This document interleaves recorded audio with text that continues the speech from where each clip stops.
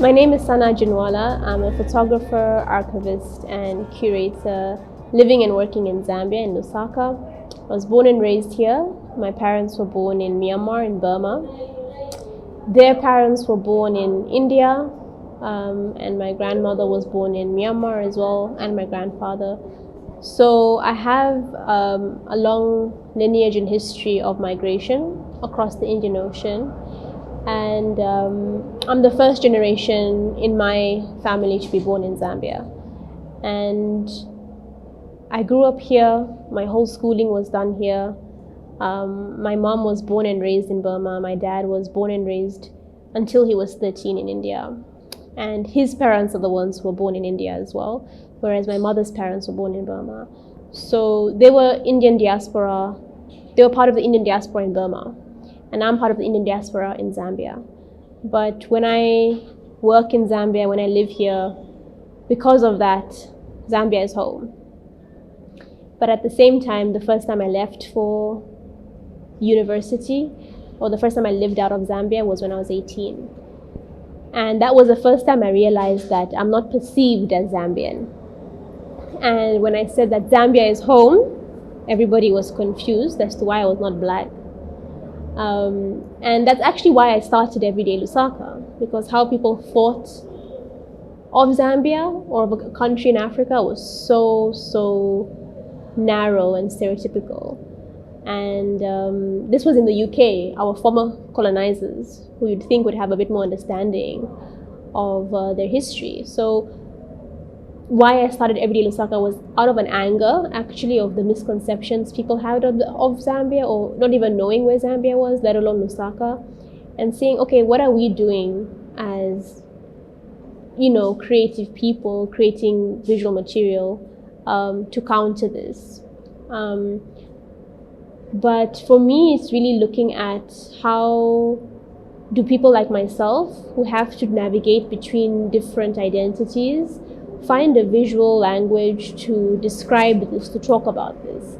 And so when I found an Indian-owned photographic studio, such as Fine Art Studios, I became interested in what this migrant community contributed to society, not just in Zambia, but all around the continent.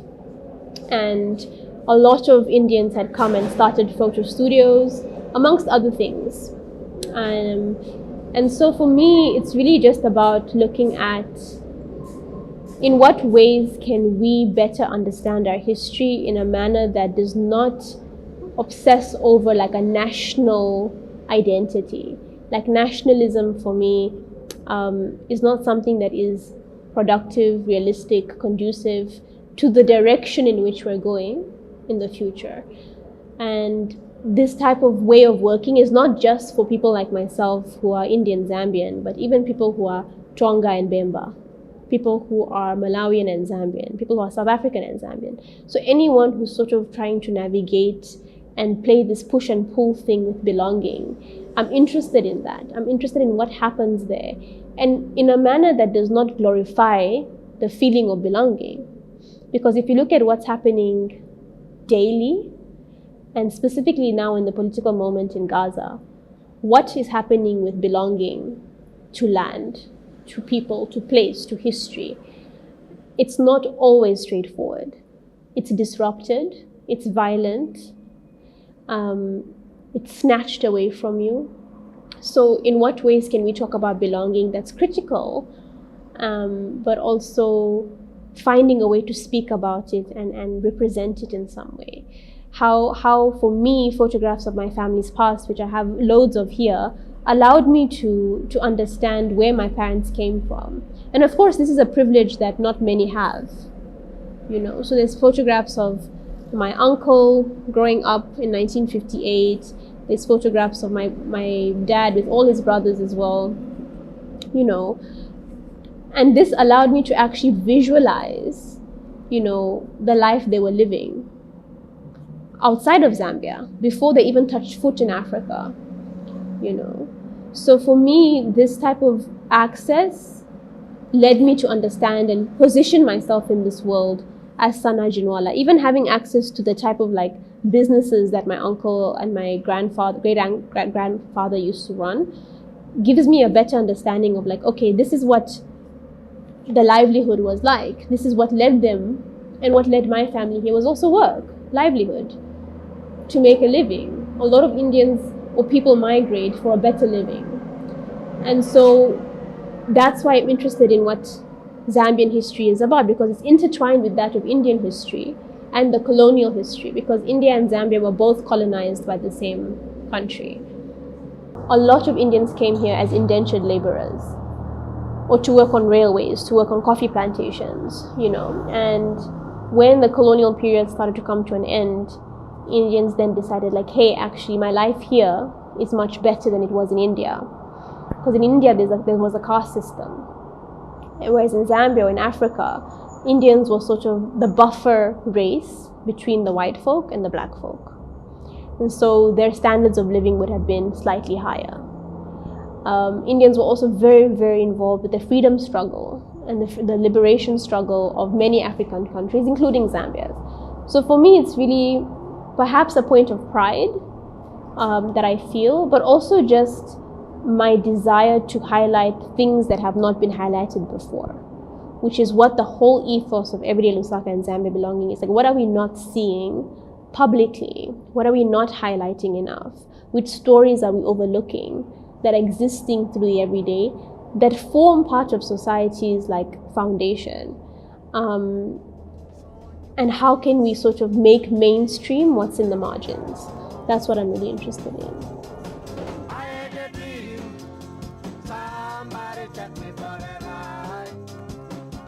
Today we're going to be setting up an exhibition for this gentleman called Alec Piri.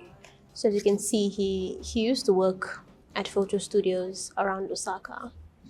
And he's still alive, and he used to run or work at photo art studios.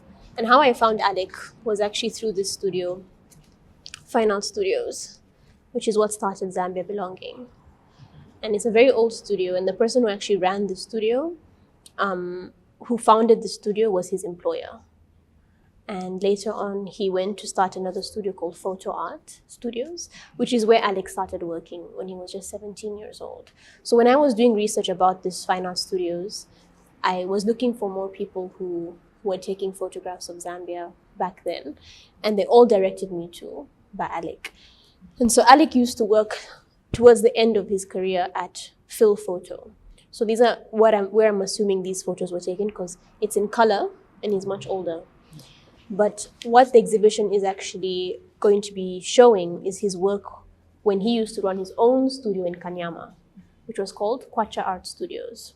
Kwacha Photo Studios. And so he took a lot of self-portraits. That's what he looked like back in the day. So we have a lot of images of him that were of his family, of himself. And there's also negatives as well, which I can show you later. But he used to photograph a lot, as you can see. So his collection is part of the Zambia Belonging archive, counter archive. And so today, what we're going to do is actually install his exhibition as part of Everyday Lusaka's inaugural show.